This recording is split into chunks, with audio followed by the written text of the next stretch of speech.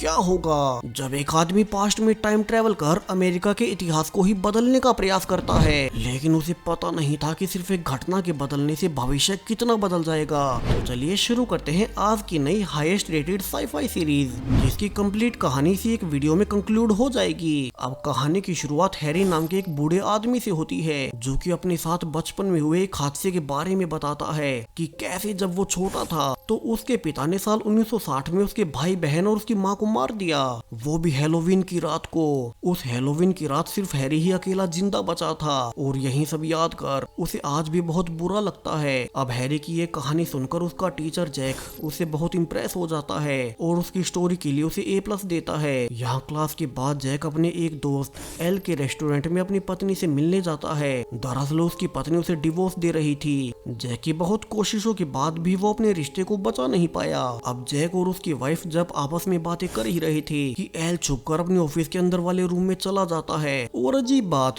कि अब वो बिल्कुल बदला हुआ बाहर निकला था। वो कुछ ही सेकंड्स में बहुत ज्यादा बूढ़ा हो गया। अब तक उसकी दाढ़ी भी बढ़ चुकी थी, जबकि कुछ ही देर पहले उसने क्लीन शेव किया हुआ था। जैक भी ये नोटिस कर लेता है और एल से पूछता है कि तुम्हें अचानक से ये क्या हुआ। अब एल कहता है कि उसे कुछ ऐसा मिला है जो कि वो शब्दों में बयान नहीं कर पाएगा और जैक कल इसी समय उसके रेस्टोरेंट में आए वो उसे सब कुछ खुद से बता देगा। जैक जिज्ञासावश अगले ही दिन टाइम से एल के पास पहुंच जाता है और एल उसे बताता है कि जो भी जैक आगे महसूस करने वाला है वो उसे ठंडे दिमाग से सोचे। जैक अब भी कुछ समझ नहीं पाता तो एल उसे क्लोजेट में जाने को कहता है और उसके कहने पर जब जैक जैसे ही क्लोजेट में घुसा ही था कि वो एक सड़क के बीचों बीच निकल आता है, मानो वो किसी प्रकार के पोर्टल से निकला हो और कहीं और ही पहुंच गया हो। यहाँ सब ने पुराने जमाने के कपड़े पहने हुए थे और हैरान परेशान जैक कुछ भी समझ पाता उसके पहले ही एक टोपी वाला आदमी उसके पास आकर कहता है कि उसे यहाँ नहीं होना चाहिए। जिसके बाद जैक फिर से पोर्टल से होते हुए एल के रेस्टोरेंट में पहुंच जाता है। अब एल उसे सब कुछ रिवील करना शुरू करता है कि असल में वो क्लोजेट एक टाइम पोर्टल है और जैक जहाँ अभी गया था वो प्रेजेंट टाइम नहीं बल्कि साल 1960 का समय था।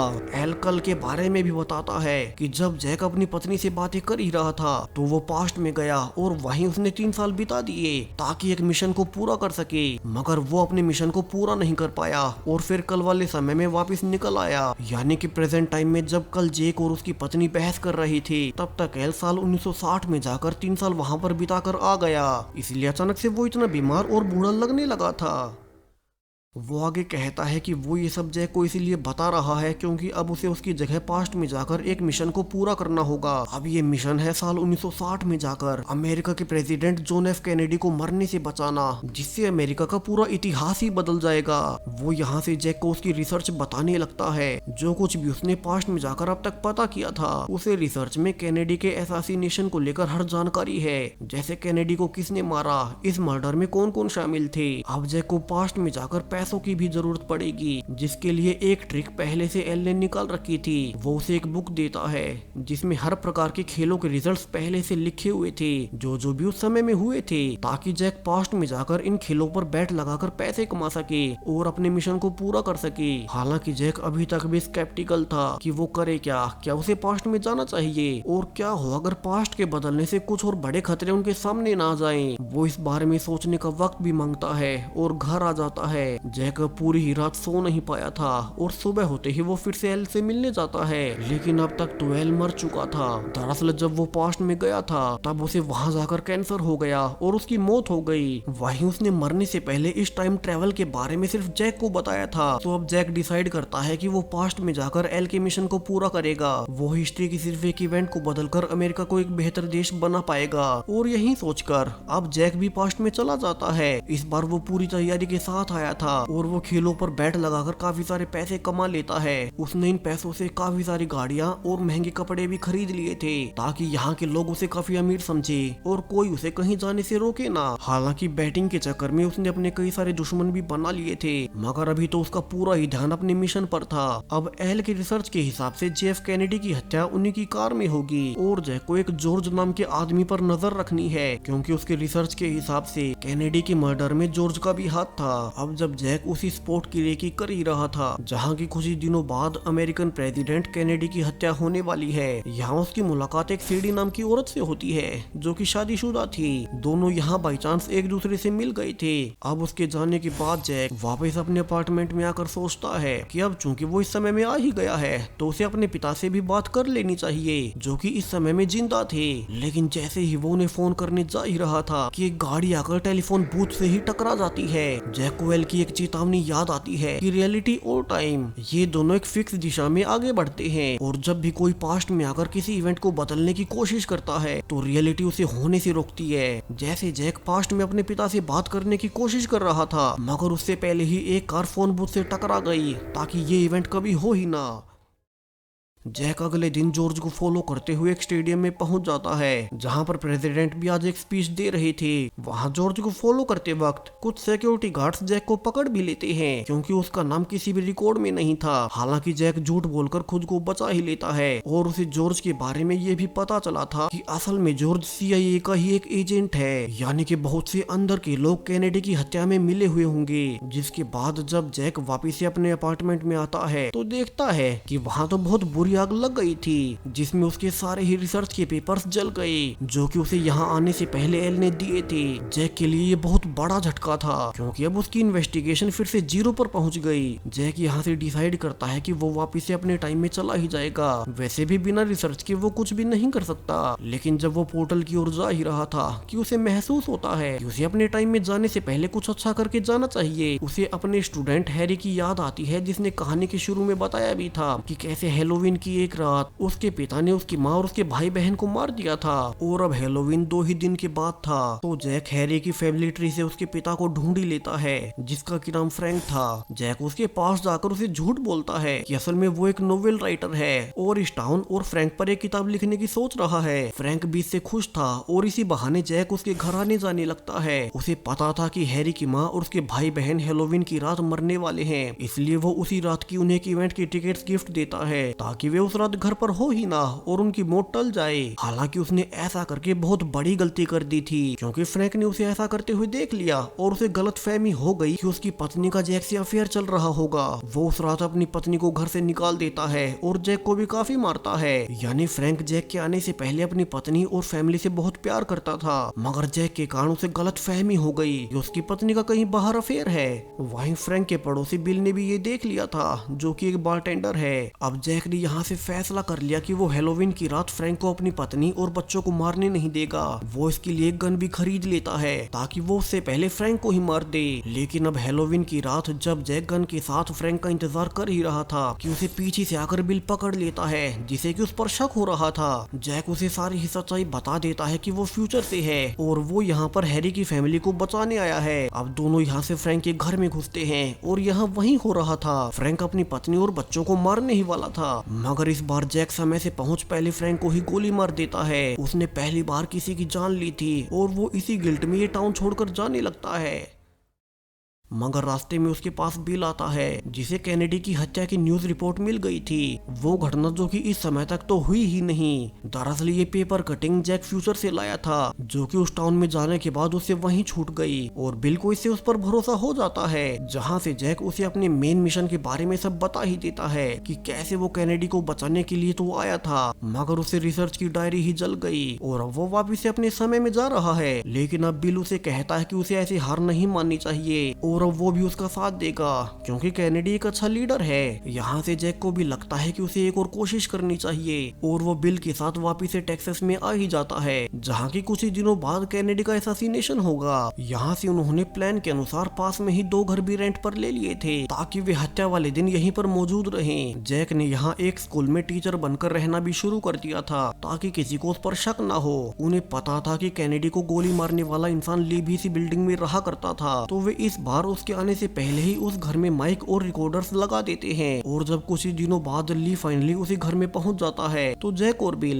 दोनों उन्हीं रिकॉर्डर्स के सहारे उसकी हर एक बात को सुन पा रहे थे। वे बीतते समय के साथ नोटिस भी करते हैं कि वहीं जॉर्ज बीच बीच में ली से मिलने आता है। उन्हें पता चला था कि ली असल में कैनेडी को नहीं बल्कि एक जनरल वोल्कर को मारने की सोच रहा है जिसकी विचारधारा ली के तो बिल्कुल उलट थी। अब अगले दिन स्कूल में जैक की मुलाकात फिर से सेडी से होती है जो कि इस स्कूल में लाइब्रेरी लाइब्रेरियन की जॉब के लिए अप्लाई करने आई थी और धीरे धीरे दोनों में करीबी बढ़ने लगती है। वे दोनों एक दूसरे को पसंद करने लगे थे। सेडी उसे बता देती है कि वो अपने हस्बैंड को छोड़कर अब आ चुकी है, लेकिन जब कुछ समय के बाद सेडी के पति जोनी को सेडी और जैक के अफेयर के बारे में पता चलता है तो वो गुस्से में डाइवोर्स पेपर्स पर साइन करने से ही मना कर देता है। वो जैक को धमकी भी देता है कि वो सेडी से दूर रहे, लेकिन जैक इस बात को मानने को राजी नहीं था। तो दूसरी ओर बिल उसी शूटर ली की पत्नी मरीना से मिलता है, जो ली भविष्य में कैनेडी को गोली मारेगा। लेकिन अब तक बिल को मरीना अच्छी लगने लगती है। उसे उससे हमदर्दी थी क्योंकि ली अक्सर मरीना पर हाथ उठाता था। ली और मरीना का एक बेटा भी था, मगर फिर भी बिल को मरीना से प्यार हो ही जाता है, जिसके बारे में जानते ही जैक बिल को धमकाने लगता है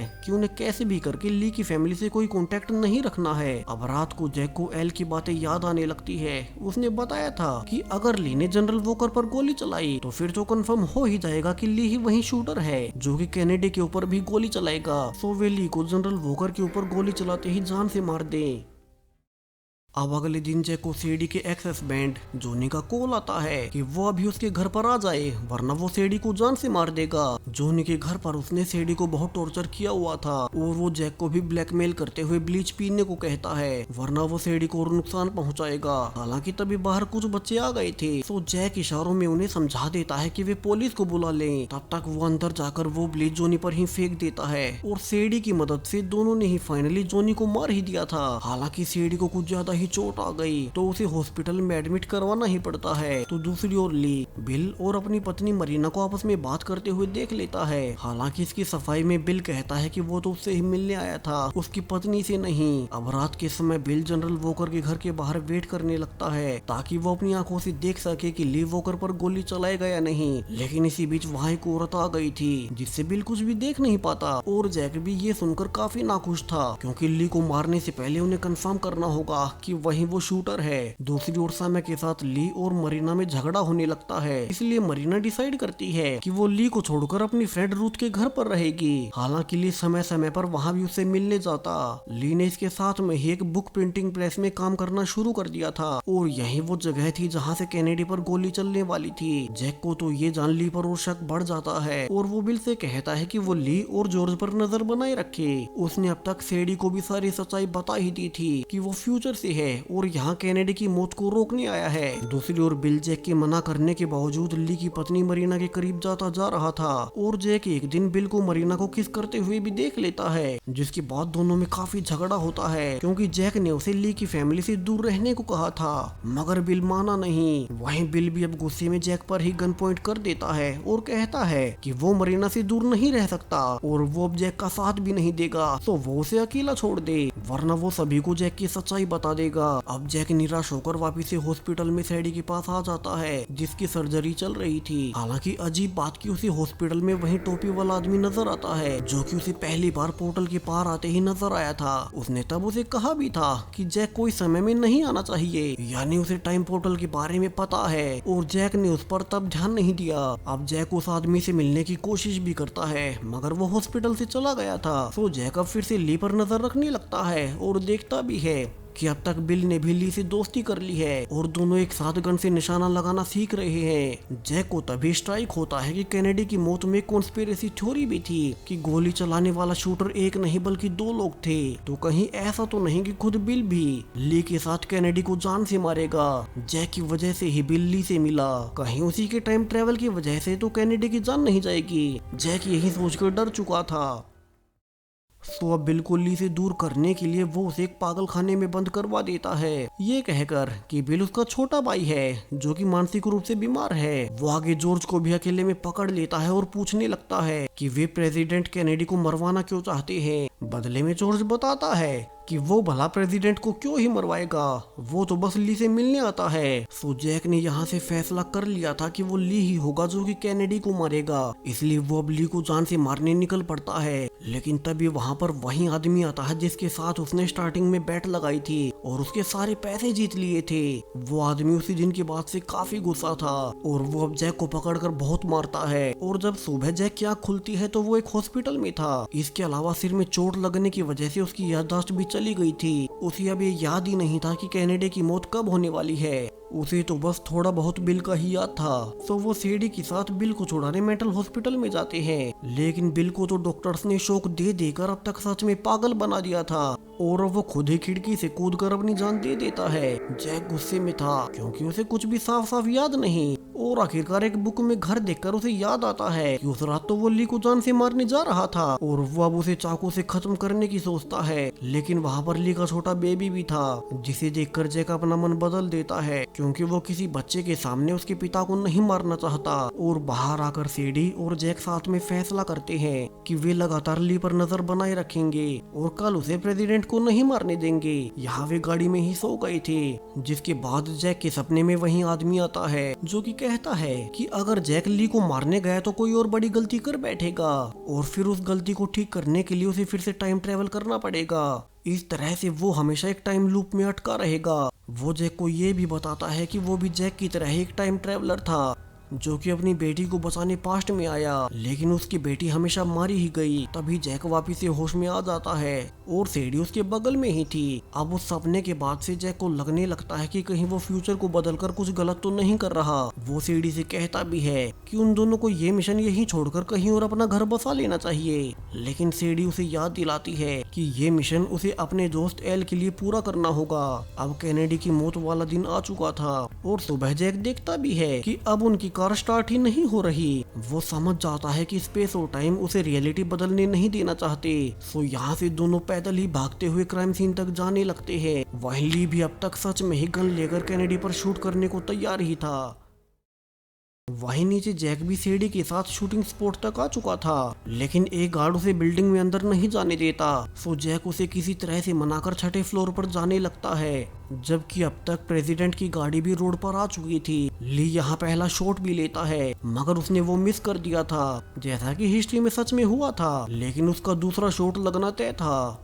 और अब उसके चलने से पहले ही जैक और सीडी आकर उसे रोकने लगते हैं कि वो ऐसा ना करे। हालांकि ली काफी गुस्से में था और वो जैक पर अटैक भी कर देता है, जिसमें एक गोली सीडी को ही लग जाती है। सो गुस्से में जैक अब ली को जान से मार ही देता है। जैक ने इतिहास बदलते हुए प्रेसिडेंट को तो बचा लिया, मगर उसका प्यार उसकी सीडी मारी गई। अब तक पुलिस भी वहां आ जाती है और वे जैक को पकड़कर उससे पूछताछ करने लगते हैं। उन्हें लग रहा था कि कहीं जैक ने ही तो कैनेडी को मारने की कोशिश ना की हो, जिस पर जैक उन्हें सब कुछ समझाने की कोशिश भी करता है, मगर वे कुछ भी समझने को तैयार न थे कि तभी खुद प्रेसिडेंट कैनेडी का ही जैक के लिए कॉल आता है और वो जैक को पर्सनली थैंक्स बोलता है जो उसने उसकी जान बचाई, और वो उसे पुलिस से छुड़ा भी देता है। अब पुलिस से छूटने के बाद जैक फिर से अपने समय में जाने लगता है। उसने पास्ट को बदल दिया था। वो खुश था कि अब एक सुनहरा भविष्य उसका इंतजार कर रहा होगा, लेकिन जैसे ही वो उस पोर्टल से फिर से प्रेजेंट में आया ही था कि यहाँ तो पूरी दुनिया ही तबाह हो चुकी थी। पास्ट में प्रेसिडेंट को बचाने से पूरा फ्यूचर ही बदल गया। जैक को यहाँ हैरी भी मिलता है और वो उसे सब कुछ बताने लगता है कि कैसे कैनेडी के उस अटैक से बचने के बाद प्रेसिडेंट ने काफी सारे स्ट्रिक्ट एक्शंस लिए, जिससे कि एक चेन रिएक्शन शुरू हुआ और पूरे देश में सिविल वॉर छिड़ गई। हैरी यहाँ हैरानी में कहता भी है कि उसे याद है बचपन में जैक ने ही उसकी माँ और उसके भाई बहनों को मरने से बचाया था, तो वो अब तक इतना जवान कैसे दिखता है। जैक को अंदर ही अंदर पता था कि वो हैरी को कुछ भी समझा नहीं पाएगा, मगर वो पास्ट में जाकर अपने सारे किए को रीसेट कर सकता है ताकि कैनेडी उस दिन फिर से मारा जाए और दुनिया फिर से पहले जैसी हो जाए। क्योंकि एल ने उसे शुरू में बताया भी था कि अगर वो उस पोर्टल से एक बार टाइम ट्रेवल करता है तो उसे एक ही ट्रिप में कैनेडी की जान बचानी होगी, वरना अगर वो पोर्टल में फिर से वापस आ गया तो सारी ही टाइमलाइन रिसेट हो जाएगी। जैक यहाँ फिर से टाइम ट्रेवल कर साल 1960 में चला ही जाता है, जिससे कि टाइमलाइन फिर से रीसेट हो गई थी। उसे यहाँ से कुछ नहीं करना था, बस वापस से फ्यूचर में जाना था, क्योंकि अब फिर से कैनेडी मारा ही जाएगा। हालांकि वो चाहता था कि वो हमेशा हमेशा के लिए सीडी के साथ इसी समय में रुक जाए, लेकिन फिर उसे याद आता है कि अगर वो यहीं रुक गया तो क्या पता इसका क्या बुरा प्रभाव उनके भविष्य पर पड़े, और अब उसे दुनिया की खातिर अपने प्यार को भूलना ही होगा। वहीं इस समय में सीडी तो उसे जानती तक नहीं, क्योंकि पिछली पूरी टाइमलाइन रीसेट हो चुकी थी। इस बार फिर से हैरी का पिता उसकी माँ और उसके भाई बहनों को मार देगा, तो वहीं ली भी प्रेसिडेंट को मार ही देगा। सो अब बड़े भारी मन से जैक फिर से प्रेजेंट में आ ही जाता है। यहाँ दुनिया फिर से पहले जैसी हो गई थी। जैक को इंटरनेट से पता चलता है कि आज सीडी को उसके कामों के लिए अवार्ड मिलने वाला है। सेडी जो कि अब तक बूढ़ी हो चुकी थी, उसे अब जैक का कुछ भी याद नहीं, क्योंकि टाइमलाइन रिसेट होने से वो उसे कभी मिला ही नहीं। जैक उसके पास जाकर उसे पूछता भी है कि क्या वो अपनी लाइफ में खुश रही, जिस पर सेडी कहती है कि उसने खुशहाल लाइफ जी है। जैक ने दुनिया के खातिर अपने प्यार को खो दिया, मगर वो खुश था कि सेडी ने अच्छी लाइफ जी, दुनिया फिर से पहले जैसी हो गई। और इसी हैप्पी एंडिंग के साथ ये पूरी ही सीरीज अब यहीं पर खत्म हो जाती है। सो सीरीज आपको कैसी लगी कमेंट्स में बताते जाएं, साथ ही चैनल को सब्सक्राइब करें और भी ऐसे ही आने वाले वीडियोस के लिए। Thank you.